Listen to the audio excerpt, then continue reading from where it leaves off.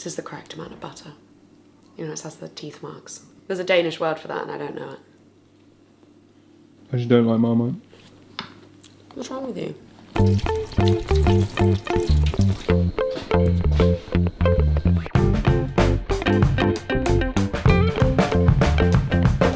Welcome back to Second Helpings. It's Sunday. I've got friends coming around for brunch. And I'm gonna make a recipe from the breakfast chapter of In for Dinner. In for Breakfast is the chapter. And we're gonna be making one of my favorite recipes from the book, savoury sweetcorn French toast. Let it sink in. Savoury sweetcorn French toast. For me, I think this is an American phrase, French toast. I think it's what I called eggy bread growing up, which may just be my family's name for it. But we would have eggy bread quite regularly for like a weekend breakfast, and it's just like bread soaked in egg, fried in butter, and then in our house, spread with Marmite, maybe some cheese. Love it. It's such a good meal. It's such a lovely thing to have on a weekend at breakfast time. The Americans say French toast, and they might make it with brioche, and it's also sweeter, so maybe there'll be some sugar in the eggy custardy mix. Maybe they'll even sprinkle a bit of sugar onto the bread as it fries and it caramelizes, and like people go mad for it, and I get it. In theory, I don't like sweet French toast. I don't like a lot of sweet things, so I've made a savory version which contains sweet corn. So it's still savory, but you've got an element of sweetness in it. And I have to give full credit to Stacey O'Gorman, my good friend, past life boss when I worked in her bakery, and food stylist of this book. When we worked together at Meringue Girls, we were there for 8 years, we ate lunch together communally every day. And that was actually, I realized now, my first experience of like communal cooking and eating. It so would not be possible now. But in 2015, we used to all bring in £2 a day. There were 5 of us. And from that budget of £10, someone, often me, would go to the market, buy some ingredients, come back and cook a meal. And Stacey once made this French toast, and it is just so genius. You blend the sweet corn into the egg mixture, which it kind of makes it almost like custardy and like a bit thicker, a little bit sweeter. It's just incredible. Anyway, I've recreated it for the book. And we're serving it with a little salsa. It's like a cherry tomato, coriander, red onion, limey, peppery salsa. We're gonna have some grated cheese on top. I would also give optional hot sauce. It's a really cheap, easy, quick brunch idea for if you have friends coming around, or honestly, just for yourself. Anyone. You should make this for yourself. I'm gonna start by making the salsa, which is what I suggest to do in the book. And the reason for this is that it's gonna sit and marinate while everything else is happening, and the flavors are gonna develop, and the acid is gonna slightly pickle the onion, and the salt is gonna break down the tomatoes and release some of their delicious juices, and it's gonna taste a lot better. So start with your salsa.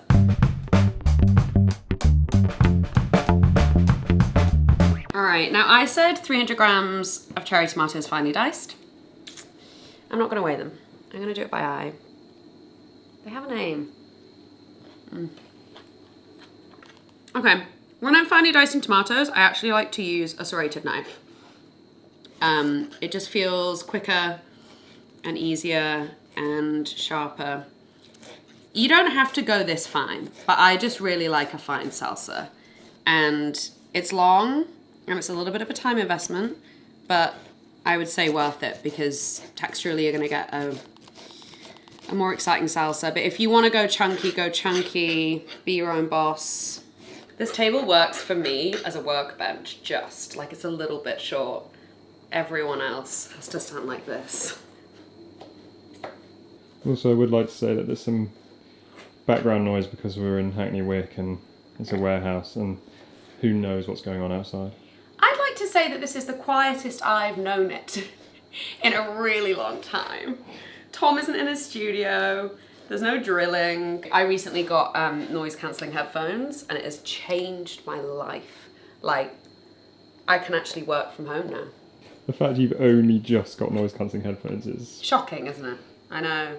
Well, I had AirPods, right, ages ago. First generation ones, they were not noise cancelling, or like second gen or whatever. And the stairs on the way up, they're like stairs where it's like step, and there's a big gap in between the two steps. I dropped one of the AirPods and it's fallen into the abyss of like things under the stairs. It's like a sort of no man's land of like everyone who's ever lived here has something under those stairs. It's feral. And I just never, I tried to find them with like a really light kind of like moving of things, but I didn't, and I just let them, you know, drown basically. I feel like salsa is one of those things that is like you reap what you sow. Like if you put the time in, I like little prep jobs like this, dicing, peeling, chopping. It's so pleasing. And then what I will do also after this is like run a big knife through it just to get it even finer. I'm gonna do half an onion. How do you cut an onion? This is a pretty touchy subject, isn't it? Touchy? Well, as in there's so many ways. I feel like there's one way. Maybe that's because it's the way I do it. I think it's the way that most chefs do it. I would take off this little nose because we don't want that. This is maybe the hot take. I use my serrated knife to do all of my little cuts and then use my big knife to do bang, bang, bang, bang, the rest of the cuts, which is not, it's time consuming, but I'm just doing half an onion, so I'm like, it doesn't really matter. So I go vertically. I go in one direction, okay? Keeping the root intact here. So we're not slicing through the root, which means it's all holding its shape still. And then I would maybe do like on an onion this size, maybe like 3 horizontal slices. Again, being careful not to go through the root. And then with my big knife, cut as finely as I possibly can. And you've got your hand in this sort of shape, so the blade of the knife is always gonna rub along your fingers and you're not gonna accidentally take off a nail. Like if you were holding it like this, it'd be game over. So you gotta sort of almost like paw. It's like a little paw action. At this stage, I go flat. I don't know whether that's new or interesting, but I feel like you get more purchase and it feels a bit safer, and then I flip it over again because I want quite a fine dice. Run my knife through it like this as well. I just like a salsa that has an even texture. Do you know what I mean? Like everything is of a similar dice. And then we're going to do the same with our chili. I recommend trying your chili before you slice it and decide how much you're going to put in. Like you should just eat a bit, because this isn't hot at all. It's like a Turkish green chili. It's a pepper, if we're honest. So I'm going to use the seeds as well. I actually did a cooking workshop this week with like Gordon Ramsay's new restaurant, Lucky Cat, and they told me my chopping was good. Really? Chef told me. Chili goes in. The colour is so nice. Okay, and then with our herbs, in the book I've said use a small bunch of any soft herbs. So you could use dill, coriander, parsley. You could go with chives. You could do any soft herb that you like. Probably not mint. I would say avoid mint. I have a mix of parsley and coriander, so that's what we're using. But this isn't very chefy what I'm doing here, but okay. And then the last things to add are our acid, our fat, our salt. So we're gonna add in the juice of a lime. I always roll my limes before I juice them. If your knife is not stainless steel, right? So this is stainless steel, this is not. If I were to cut a lime with this knife, it would blacken the blade like almost instantly. So, and then there's this cool little tool I have which like removes it, but you have to like wash it instantly. So just a little. If your knives have weird black marks on them, that might be why. Might be iodizing. This Science lesson. We come here for the food, man. I know. Get GCSE on the side. I love it. I actually did really badly at science. I think I got a C at school. Still a pass though, isn't it? Still a pass. I think I got a G or something in like, it was kind of like humanities? Sex and like, you know, they'd be like, I remember one question in the test was like, who's the head of state in the UK? I think I wrote God. For anyone wondering, it's the king or the queen. The queen at that time. Okay, we're gonna go a little glug of olive oil. That's my version of a glug. We're gonna go with a little pinch of salt, maybe a little bit more. And a really good grind of black pepper. I'm a bit of a black pepper fiend. I've started to learn that like not everyone loves it as much as me, so I'd have to be a bit careful. Okay, so we can set this to one side now while we prepare all the other ingredients. And as I said at the beginning, it's gonna just be more flavoursome, more juicy, more delicious after a little bit of time stewing its juices.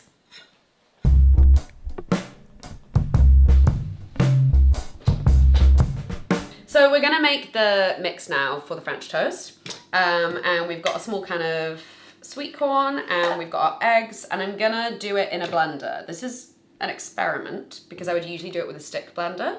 I've never done it in one of these before, but it can't be that different. So we're gonna give it a go.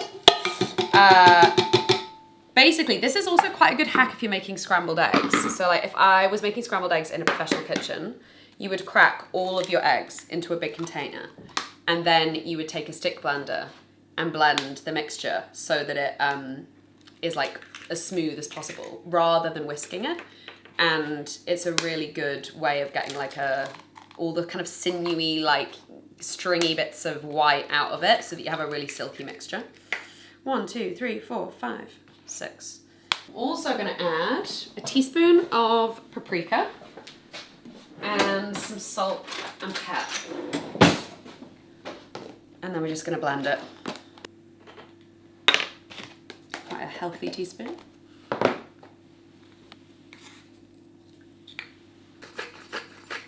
All right, let's see if this works. I think just give it little blitz, like tiny little blitz. Like bzz, yeah, because that will be the equivalent of like a stick blender, I suppose. I think it's fine, you know? Yeah, this is good. Even better, I would say, than the stick blender. This is top tip that you're not going to find in the book. Okay, so we're going to tip all of this mixture into a shallow tray. You could do like a ceramic dish, whatever you've got on hand. There's a little bit of texture still with the sweet corn, but that's quite nice, I find. And then we're going to submerge our bread. See how many slices I can get in, maybe 4. Get it really nice and soaked in the mixture. And we can flip them in a second with tongs so they get the other side as well. Oh, tongs. Tongs! And then I've got the oven on low. So the oven is on like 100 degrees, which is super, super low, because I'm only gonna be able to get like 2 slices in the pan at once. So while I'm cooking, once the 2 are done, I'll put them in the oven just to stay warm until we've done everything, and then you don't, no one gets a cold slice, you know?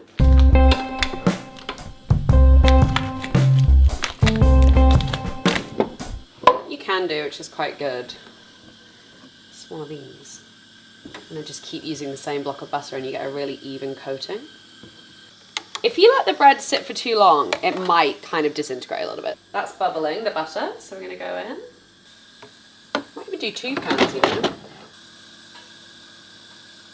Or are you just doing a second pan? Yeah, speed things up.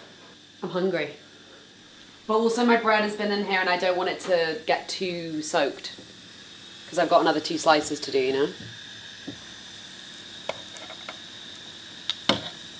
And then what's left of my mixture, I've got my other 2 pieces that we need to, these are the last 2 slices.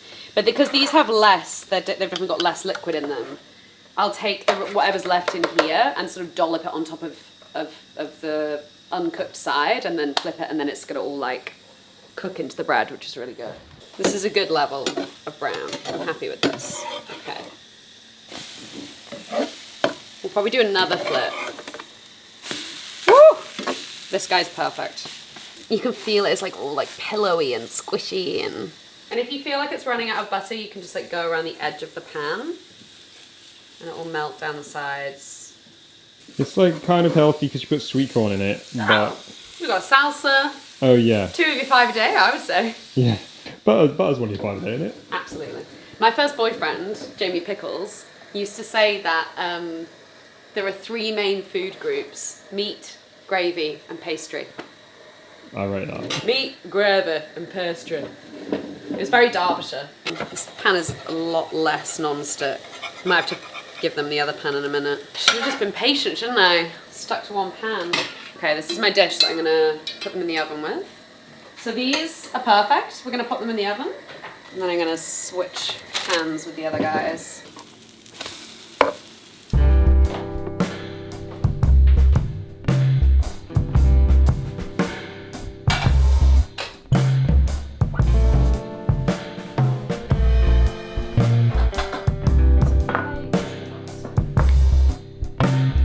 Cholula. When I lived in LA, that was the first time I tried Cholula hot sauce, and it's probably still my favourite. It's just right, you know? Some cheese. So what I'm gonna do is kind of dump the rest of the mixture on this side, and then when we flip it, it's gonna cook into this side. They're actually gonna be the best pieces probably, because they have the most sweet corn action. It's a good Sunday meal. Really good Sunday meal. I'm not hungover, but if I was, this would be what I would want to eat. Had a big night. Make sweetcorn French toast. That famous saying. This is the side with all the extra sweet corny goodness. I'm going to turn it over again because we want it to brown a bit more, but it's looking hot. If you could only have olive oil or butter for the rest of your life, which would you choose? Butter. Yeah, I love olive oil on everything, but like bread and butter. Any baking, like... Croissant. Brioche. A sandwich. Salted, obviously. If I wanted longevity in my life, I'd probably choose olive oil. Yeah, if we're being like reasonable people, we'd choose olive oil, but... We're not reasonable people. And who's coming over for lunch? Okay, so we've got Cousin Jake, obviously. We have our friend Neve, studio holder Neve, and my housemate Virginia. We're all going to eat together. Aww. And our friend Jacob could have come. He was too busy and important. Okay. Looking good.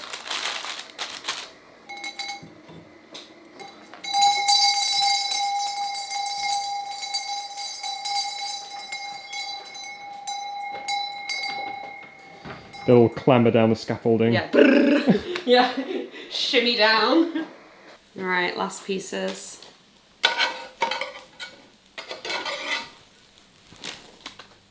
So at this stage, it's very simple.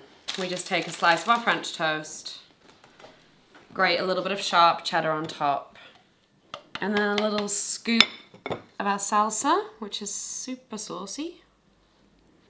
Ooh, it's good. Black pepper and a little bit of salt. Neve, this is for you. Here you go, my love.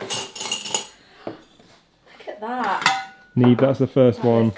Unbelievable. Were you here when I was testing this? I feel like we ate it. Are you sure?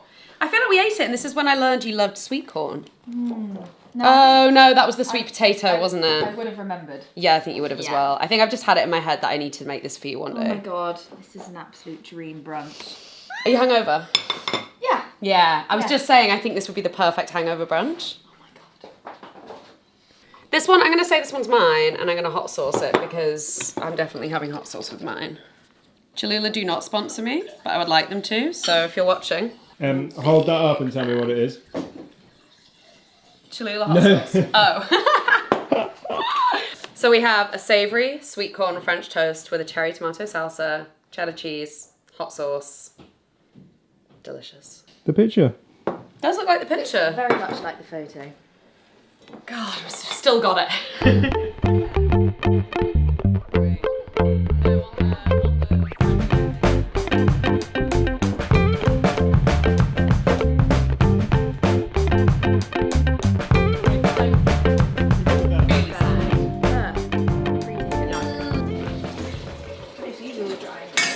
Yeah, it's been